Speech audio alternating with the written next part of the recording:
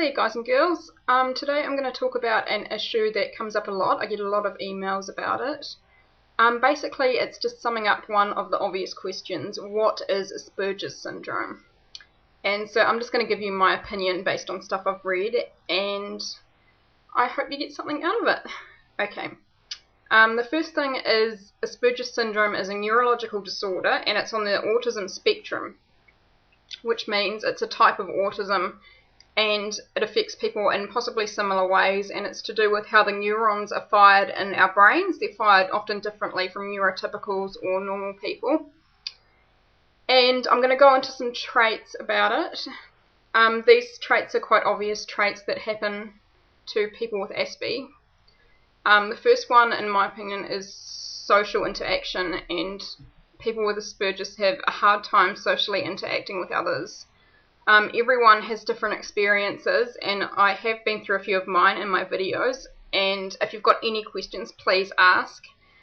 And another one that's quite present in pretty much all Aspergers, as far as I know, is extreme fixations on certain subjects. I mean, you can have interests or you can have extreme interests, and I'm just going to give you an example from my past. One of my extreme interests, I was obsessed with cats as a kid. I would just do nothing. I'd draw cats, I'd talk about them, I'd have cat toys. I was just obsessed with cats, to a sort of more a normal person would say it'd be to an unhealthy level. And as I've gotten older, these have changed. I've become obsessed with Zelda, which is a video game, and that's just an example.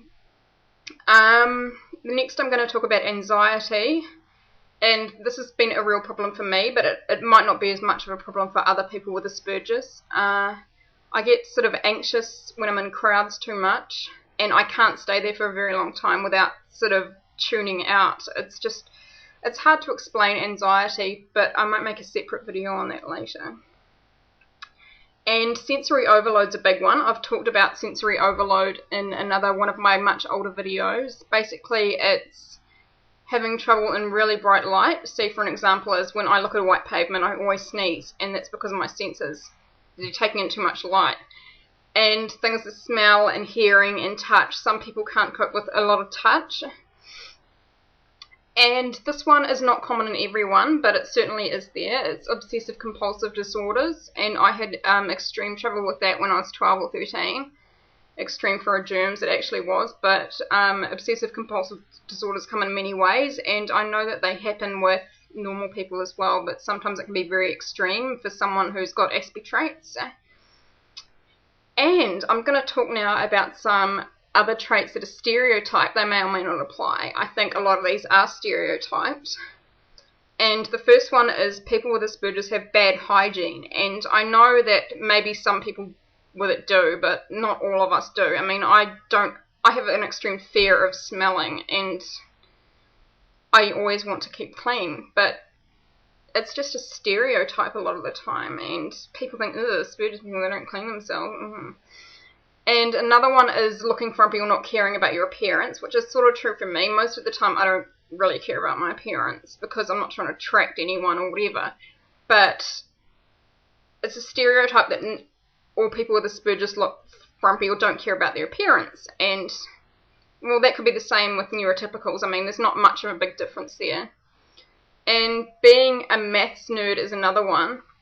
I mean, I'm personally more of a science nerd, but there's a stereotype that everyone with Aspergers is really, really intelligent and really good at maths, and that's just not true. I mean, people might try and make you think it's true, but it's not. And it's just a short video today, and I just want to say something else. Just regardless of diagnosis, we're all people. We're no better or worse than others. We're just trying to make our own way in the world. Us and neurotypicals alike, we're all just humans. And the reason for my video is education on differences. It helps people accept those who are different, and it would be good if more people did it representing different people, because it does help. Because if people don't understand something, they just attack, and we just want to get past that stage. Well, I hope you got a bit of interesting info out of my video, and it'll be good to be back and hear your comments.